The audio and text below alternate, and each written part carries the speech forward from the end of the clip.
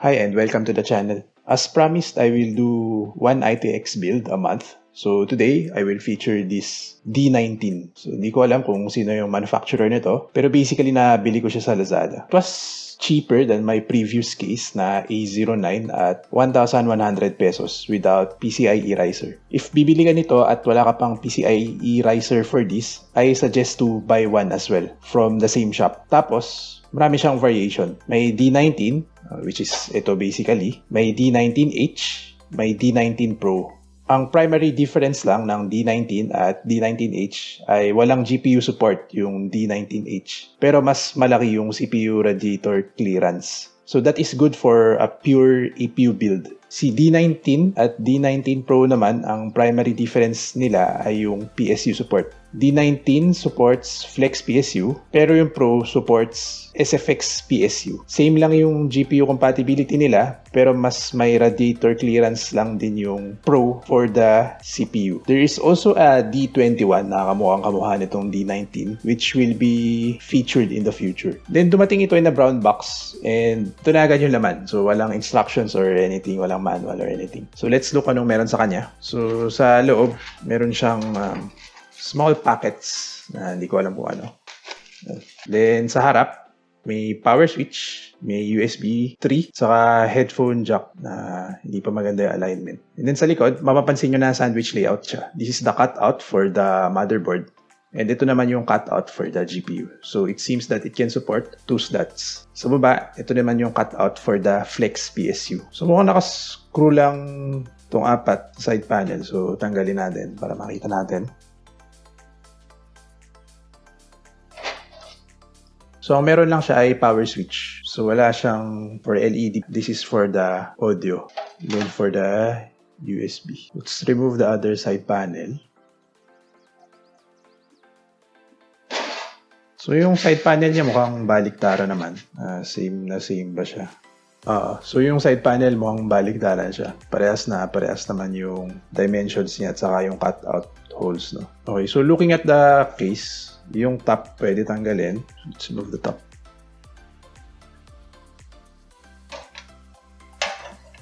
Ayan.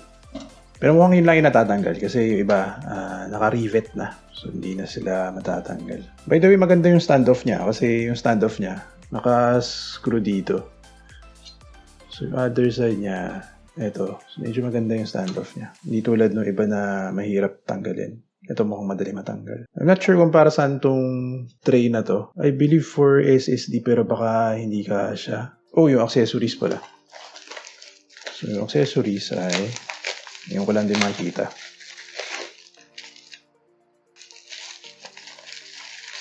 Oh, may handle siya. That's nice. Di ko ini-expect na may handle siya. So, wala ako sa picture lang. Then, these are a bunch of screws. Sobrang dami. And zip ties. Bakit lang dito sa ginawa nila to? Hindi siya resealable. So, be careful na hindi mo mawala yung mga screws. Okay. So, yung screw hole nito, para siya dito, no? So, I think pwede naman unahin tong handle since handle lang naman siya. Hindi naman siya nakaharang sa buong build. I hope. Pero kasi kung mamaya mo pa siya i-mount, then nakalagay na to, so hindi mo na siya may screw. No? Mahirapan ka mag-screw pa. So, maganda ngayon na yun. Take this chance na ma-screw siya ngayon. Okay. So, may handle siya. Ang galing Hindi ko ina-expect yun. Okay, for the motherboard and CPU, I will be using again a B550i Aorus Pro AX together with Ryzen 5 5600G. And for the cooler, this is Thermalright AXP 90-X36. Pero I will swap out the fan later with a Noctua fan. As for the RAM, this is again a Kingston Beast Fury RGB na 32GB kit, 3600MHz CL18. As mentioned earlier, iswap ko yung fan ng Thermalright with a Noctua fan. So, to do that, naka-clip lang actually tong fan sa heatsink. So, tanggalin muna natin yung header. Tapos, tanggalin yung clips. Which is ganito. So ito rin, nakasabit lang siya doon sa gitna ng heatsink fins. So I think maganda na may anti-vibration pads pa rin. Since tatama pa rin siya doon sa heatsink. Sticker siya. Medyo nagulat ako na sticker siya kasi in-hook to a fan naman ako dati pero hindi siya sticker. So siguro ganun sa mga maliliit. So I'll just go blackout para mas madali ipares pag blackout siya. Actually, mas gusto ko yung sticker kasi stick na siya. Ayan, mas konti nga yung vibration.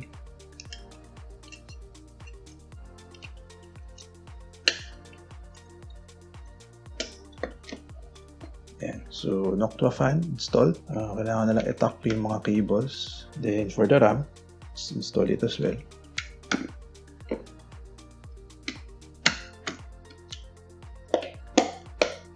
Okay, so pinag-iisipan ko kung i-install ko ba muna yung PSU o motherboard. Parang PSU muna. So usually PSU yung isa sa mga huli kong ini-install, no? After ng motherboard, saka ko siya ini-install. Pero dito mukhang PSU yung una.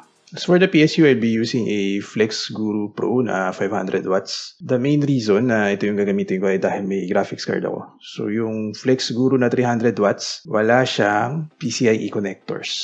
And sorry, nawalan ng space yung cellphone ko. So nawala yung footage nitong FSP Flex Guru na 500 watts. So yung screw na kasama ng case, parang hindi siya yung standard na screw for a PSU, no? Iba yung itsura ng ulo. Pero kasya siya naman. Medyo nakakatakot lang tong Flex Guru na to kasi tagus siya eh. So I hope they have the right clearance naman. Anyway, mukhang okay na yung PSU. So pumikat na siya significantly. Next ay to install the motherboard. So yung motherboard, usually di ba pag ganyan mo siya install, ito, pabaliktad sa mga ganitong klaseng case na sandwich style kung tawagin. Oh, parang di ka. Mukhang sa pilitan to ha. Okay, so mukhang pipilitin mo siya, no? Since malambot yung bakal na gamit niya, mapipilit mo naman. Oh no. So hindi ata compatible yung EXP90 dito kasi taas siya.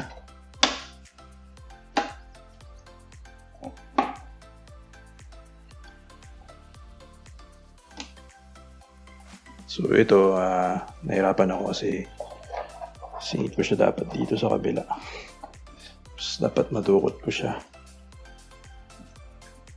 Ayun, dukot ko naman. For the PCIe. And yung mga ganitong klaseng cable usually madali yan matanggal. So be very careful kapag magme-maintain ka ng case na to. Yan. So, tinago ko na lang siya dun. Ito yung pen. Okay, for the graphics card, kailangan mo dito yung mga ITX type na PCIe Ryzen. Ito yung mabibili mo from their shop. So, ang point niyan ay sasaksak mo siya. Ito. Oops, sorry. Pagkanto. Tapos, i-screw mo to dito. So, word of caution lang, no? Ito yung screw ng thermal right. So, lumalaban siya sa case na to. So, ang plan ko ay yung kable ng mga Molex sa kabilang side siya. Okay. So, nilout ko siya dito kasi mas parang may space dito. As for this side, medyo lumuwag na siya. Pwede ko ngayon isiksik to dito. Diba?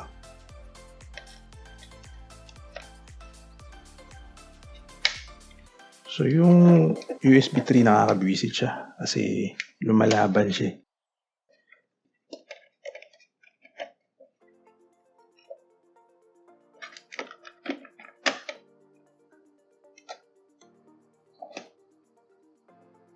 Plus 2 pin connector. 6 pin nga lang pala to. Okay, now, let's do some cable management. So, actually, tatak ko lang siya dyan. So, I suggest na wag takpan tong side na to. Kasi dito yung fan. So, I suggest na keep it open. So, pwede ko actually ilago to dito. No? Isiksik ko yan. Pero I suggest wag gawin yun. Since, yun nga, nandun yung fan eh. Maganda open yun.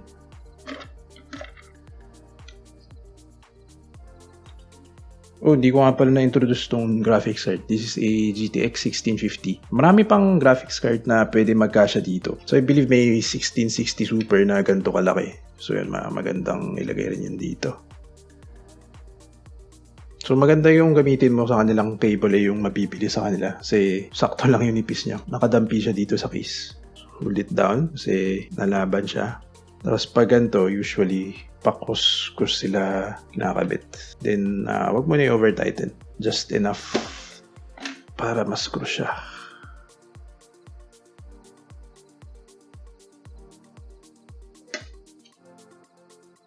So maganda na malambot to kasi hindi siya lalaban dun sa kable. So that's a surprising feature. So yung paint niya medyo nagasgas agad. Okay lang naman. Again, for 1,000 pesos, bawal magreklamo.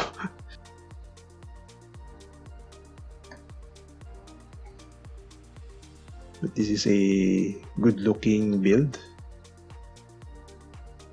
And test ko lang. Okay, for my post-build comments, one, nag-post naman siya agad and I did not encounter any issues. Two, definitely spacious enough and easier to work with itong D19 kaysa sa A09. Number 3, temp-wise, it is as expected sa GTX 1650 na single fan, which is at 80 degrees Celsius. So, normal lang yun. No? Pero yung CPU temps drop its max temp from 80 degrees to 76 degrees. 3 factors yung nakikita ko dito which may have contributed to better temperatures. One is the case itself. So, baka mas okay yung ventilation niya since mas dikit yung CPU fan doon sa side panel na vents, no? Second is most likely dahil malamig yung ambient temp ngayon dahil nabagyo, so mas lumamig din yung CPU temperature. Lastly, although unlikely, no, yung Noctua fan. Speaking of Noctua fan, the build is a lot quieter as compared to the Thermalright na included fan, no? Sulit ba tong Noctua fan for 1,000 pesos? If I were to ask, baka mas okay na tiisin na lang yung ingay. Next comment ay hindi ko gusto talaga itong mounting mechanism ng Thermalright kasi nagbabulge siya sa likod. So natama talaga siya doon sa case. Hindi ko mahanap yung 2.5-inch SSD tray pero as per specs, kasya naman daw yung dalawa. Pero to be honest, parang hindi talaga siya kasya. Anyway, for SFF builds, I would always recommend to go for NVMe SSD. Less things to cable manage and it will be a cleaner build. Lastly, this is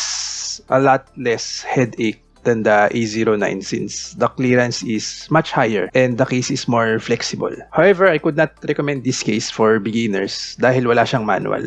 So kung beginner ka at hindi ka aware kung paano gumagana yung case na to, then madaming beses kang magkakamali before mo ma-figure yung mga bagay-bagay. Pero I could recommend this for intermediate builders at saka beginner pero aware sa sandwich style na cases. So I guess that's it for my PC build for today. Thanks for watching. Do like or dislike, comment on what you think, and subscribe for more unboxing and benchmarks. Bye!